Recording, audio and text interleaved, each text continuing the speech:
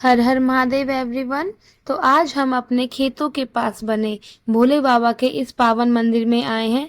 सबसे पहले हमने महादेव के दर्शन किए और उनका आशीर्वाद लिया। इस मंदिर से हमारी बहुत ही सुंदर सी आस्था जुड़ी हुई है। पहले यह स्थान चामड़ मैया के छोटे से मंदिर के रूप में हुआ करता था। यहाँ चामड़ मैया विराजमान है और भक्त अपनी श्रद्धा से यहाँ पूजा अर्चना करते हैं।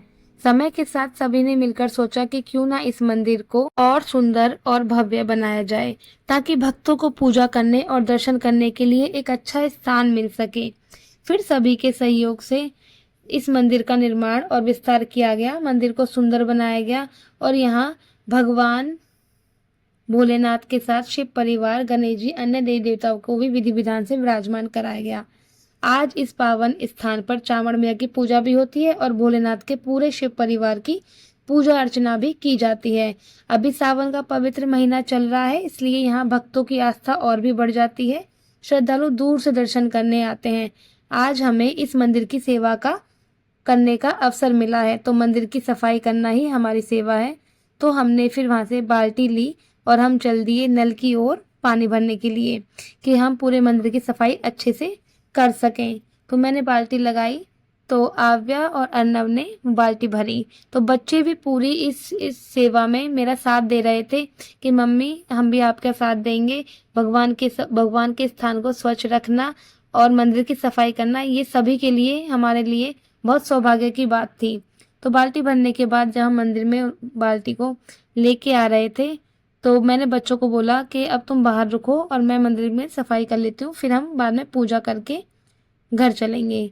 तो उसके बाद हमने बाल्टी भर के अंदर रखी।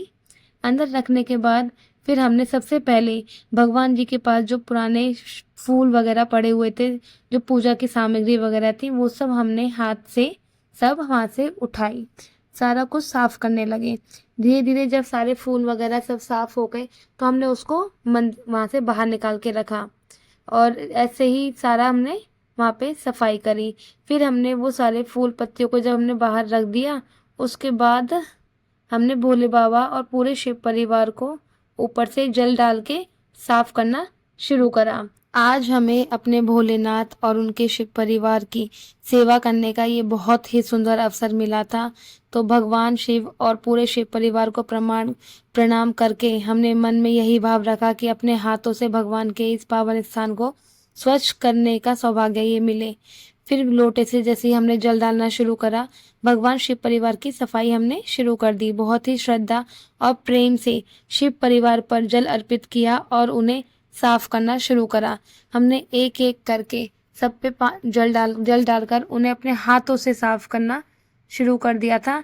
और हमारा जब हम साफ कर रहे थे, तो हमने देखा कि शिवलिंग पर किसी ने जो सिंदूर होता है उसमें तेल मिलाकर उन पे टीका लगा रखा है, जो साफ होने का नाम ही नहीं ले रहा था। उसको साफ करने में हमें काफ़ी मेहनत लगी।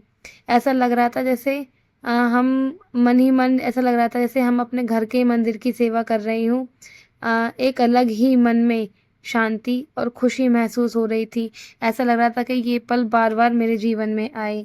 शिव परिवार पर जब सारे फूलों को हटाकर चारों तरफ की सफाई करके पूरे स्थान को सुंदर और स्वच्छ बनाने का जो मेरा प्रयास चल रहा था, हम उस पे अपना कार्य बड़े अच्छे से कर रहे थे।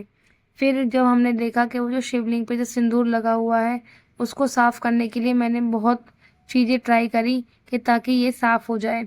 अभी आपको इस वीडियो में लग रहा होगा कि ये तो साफ़ ही नहीं हुआ है, लेकिन जब हम आपको इसका लास्ट दिखाएंगे तब आपको पता चलेगा कि मेरे कितने कितने मेरे प्रयास के बाद ये मैंने साफ़ कर ही मैंने यहाँ से हटी।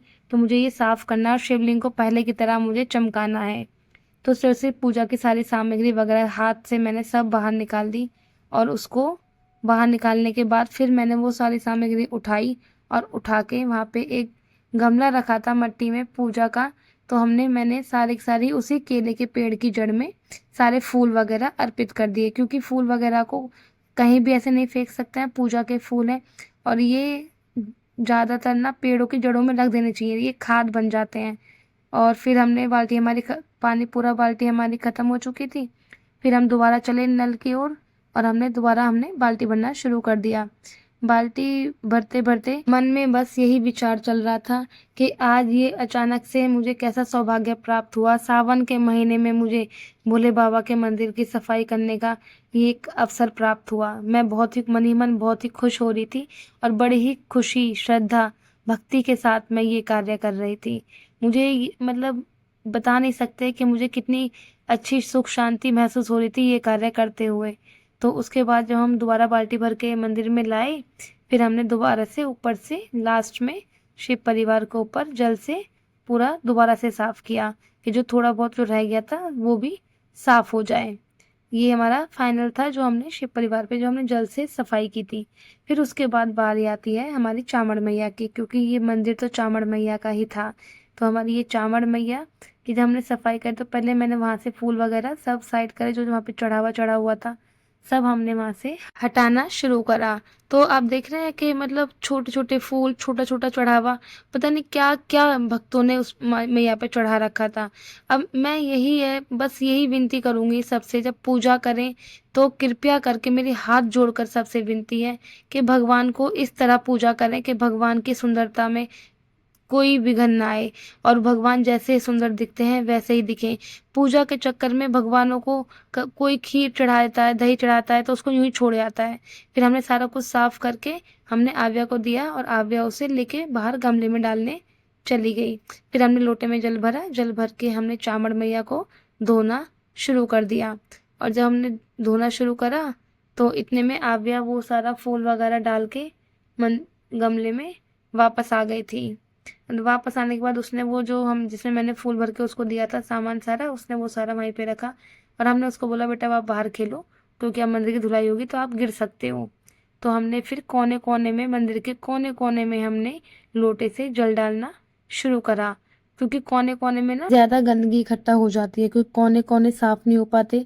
लोग खुला खुला स्पेस जल्दी साफ कर देते हैं लेकिन कोने कोने में सफाई नहीं हो पाती है। तो सारे में जल डालने के बाद, कोने कोने में और पूरे मंदिर में जल डालने के बाद तो हमने वाइपर लगाना वहाँ पे शुरू करा और धीरे धीरे हमने बहुत टाइट से जो सारा पानी एक बार में ही हमारे वाइपर में आ जाए और बाहर आ जाए, तो हमने धीरे धीरे वाइपर लगाना शुरू करा और मन में बस एक ही जाप चल रहा था, ओम नमः शिवाय, हर हर महादेव। तो महादेव की कृपा से बस ये है कि भगवान अपने हाथ हमारे सर पर हमेशा रखें, अपनी कृपा हम पर बनाए रखें। जब मैं मंदिर की सफाई अपने हाथों से कर रही थी उस समय मन में बहुत ही सकारात्मक एकदम पॉजिटिव विचार आ रहे थे। ऐसा लग रहा था जैसे मैं मुझे खुद भोलेनाथ ने अपनी सेवा का अवसर दिया है। हर बार जब मैं मंदिर का कोई कोना साफ कर रही थी मन में बस यही भाव था कि भगवान का स्थान हमेशा स्वच्छ और सुंदर रहना चाहिए। इस सेवा को करते हुए मन को बहुत शांति मिल रही थी। थकान का तो एहसास नहीं हो रहा था, बल्कि एक अलग खुशी और संतुष्टि महसूस हो रही थी और मन में यही प्रार्थना थी कि महादेव आप हमेशा सब पर अपनी कृपा बनाए रखना और किसी के जीवन में भी दुख मत देना, सुख शांति ही देना। तो हर हर महादेव का जाप करते करते हमने सारी सफाई की और लास्ट में हमने उसमें पोछे से पूरा मंदिर साफ किया। तो आपको दिख ही रहा होगा वीडियो में कि जब मंदिर में आए थे तब मंदिर कैसा था और अभी मंदिर कितना कितना स्वच्छ और कितना साफ दिख रहा है और इतनी सफाई को देखकर मन को कितना सुकून और कितना अच्छा लग रहा है। तो इसके बाद जब हमने पूरे मंदिर की सफाई कर दी तो ये हमारी लास्ट था जो हम गेट तक आ गए थे। तो गेट तक आने के बाद हम बाहर निकले और फिर हमने अपनी सफाई पूरी करके फिर हमने अपने हाथ, मुंह और पैर धोए और उसके बाद धोने के बाद हमने फिर साफ मंदिर में एंट्री की, बस आपको दिखाने के लिए। तो आप देख रहे हैं हमने भोले बाबा को हमने कितना साफ कर दिया था। वो सिंदूर छुड़ाना इतना मुश्किल हो रहा था और उस टाइम बच्चे बाहर खेल रहे थे। फिर मैं बाहर आई, मैंने बच्चों को समझाया कि मंदिर की सफाई हो गई है, ये हमने बहुत ही शुभ का काम किया है। इसका ऐसा अवसर भगवान भोलेनाथ सबको नहीं देते हैं। और इस बात को बच्चे बड़े ही अच्छे से समझ गए और उन्होंने मेरी बात सुनते ही नल पे जाकर सबसे पहले एक एक करके अपने हाथ, मुंह, पैर स्वच्छता के साथ एकदम साफ धोए और एक एक करके एक दूसरे के लिए नल चलाया। और धोने के बाद जब वो मेरे साइड आए तब मैंने उनसे बोला कि अब तुम तीनों बाहर अपने स्लीपर्स चप्पल उतारो और एक एक करके मंदिर के अंदर दर्शन करने चलो। जब तीनों ही फिर मंदिर के अंदर दर्शन करने गए और एक एक करके पूरे शिव परिवार से आशीर्वाद ग्रहण किया और भगवान से प्रार्थना करी कि भगवान महादेव अपना आशीर्वाद सदैव हम पे बनाए रखना।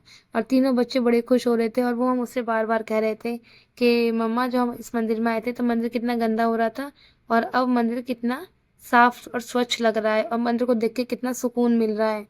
तो ऐसे ही कहने के बाद तीनों बच्चे बाहर आ गए, लेकिन अर्नब अभी तक भी अंदर यही मेहनत कर रहा था कि बस कैसे ही उसके हाथ से ये घंटी एक बार बज जाए।